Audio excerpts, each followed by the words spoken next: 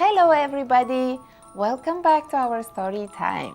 It's me, Miss Gulshan again, and my friends is Ozehon, Hello. Abdulaziz, Hello. Shekina Banu, Hi. Sevda Khan.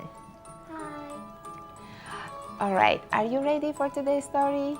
Yes, I can't wait to hear the next part of Snow White. Me too. Me. We hope you remember our previous story. We started Snow White story. Now we are gonna find out what will happen in this story with Snow White. We stopped where wicked Queen, tricked Snow White. Now Snow White is sleeping and dwarves are taking care of her. Now let's see what will happen next. Meanwhile, the queen rushed back to the place, ripped off her disguise and stood in front of her mirror. And again, she's asking, are you gonna join to me? Yes. Mirror, mirror on the wall, who is the fairest of them all? She asked. You, O queen, are fair, it's true. But Snow White is still fairer than you, the mirror replied. I wish that mirror would go. Yes. It's telling the truth, but it's giving a big problems to Snow White, right? Yes. The queen was speechless with rage when she realized that Snow White was still alive. I'll think of another way to trick her, she thought. And this time, death will not escape her. Abdulaziz, you see? Wicked queen is gonna trick her again. The queen picked an apple that had one red side and one yellow side. She then injected a deadly poison into the red side and disguised herself once more. This time as an old peasant woman, she went to the dwarf's cottage and knocked on the door again. Snow White went to answer the knock and was a little wary at first. But the old peasant woman was so nice and friendly, she quickly relaxed and they were soon chatting away. You see, Snow White is gonna believe second time. Do you think she's doing good? No. What do you think? What will happen now? I think the same thing will happen again. After they had been talking for some time, the disguised queen offered Snow White the poisoned apple. That's very kind of you, said Snow White, but I'm not supposed to take anything from strangers. Because she had a good lesson before, right? Yes. Remember? What kind of lesson she had? That she should never talk and buy anything from strangers. Don't worry, there is nothing wrong with this apple, said the queen. And to prove it to you, I will take a bite out of it first. With a great crunch, the queen took a large bite out of the yellow side of the apple. Then she offered the poisoned red side to Snow White. I suppose it's all right, and it does look delicious, said Snow White. As soon as she had taken a bite out of the red apple, the poor girl fell dead at the queen's feet. Oh, look at this poor girl. She eaten the apple and she's sleeping. The queen rushed back to the place and ripped off her disguise. Mirror, mirror on the wall, who is the fairest of them all? She asked the mirror. You are, O queen, it replied. The queen shrieked with joy. She had succeeded. Snow White was well and truly dead. Now, wicked queen is happy and Are you interested what's going to happen next? Yes, I'm so excited. Me too. When the dwarfs arrived home that evening, they could not wake Snow White. They stayed with her all night, hoping that she might wake up. But in the morning they realized that she must be dead. With heavy hearts, they put her on a bed and with both heads stood guard over her. Snow White remained beautiful even in the day.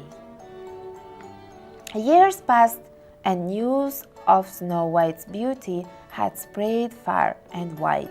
One day a prince decided to see the beautiful girl for himself. Oh, Prince is gonna come to visit her, right? Yeah. Her beauty took his breath away and he fell in love with her instantly.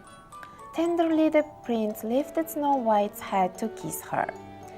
But as he did so, the tiny piece of apple that had poisoned her fell from her lips. Gradually, she began to stir. What was happened? She asked drowsily. The seven dwarfs jumped up and down with joy that she was alive. Now they are so happy. Yes. Finally, Snow White is Not dead. alive, right? When Snow White's father, the king, heard of the terrible things the queen had done to his daughter, he banished her from his land forever. Before long, Snow White and her prince were married, but she never forgot the kindness the seven dwarfs had shown her for the rest of her life. It's so good to have a kind friends, right? Yes. Yes. 8 dwarfs. They are all With happy. 8 dwarfs.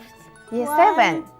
1, 2, 3, 4, 5, 6, 7, 8, 9. Uh-oh. 1, 2, 3, 4, 5, 6, 7. You see? No, And one, look at two, this handsome three, prince. 4, 5, 6, 7, 8. Look, 1, 2, 3, 4, 5, 6, 7.